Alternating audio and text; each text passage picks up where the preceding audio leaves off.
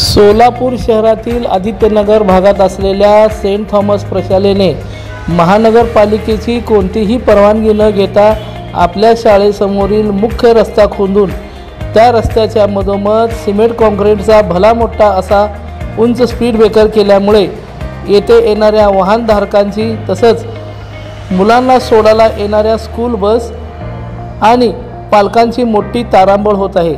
या ठिकाणी मोठाले स्पीड ब्रेकर असल्यामुळे 2 पालक पडल्याची दुर्घटना घडली आहे।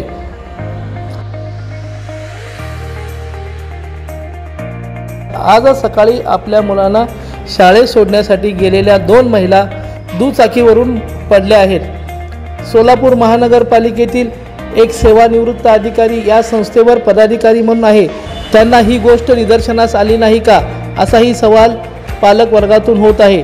तरी सोलापूर महानगरपालिकेने त्वरित हे स्पीड ब्रेकर काढून टाकावे आणि नियमबाह्य कृत्य करणाऱ्या शाळेला जबर अशी शिक्षा करावी, अशी मागणी पालकवर्ग तसंच परिसरातील जनतेने केली आहे।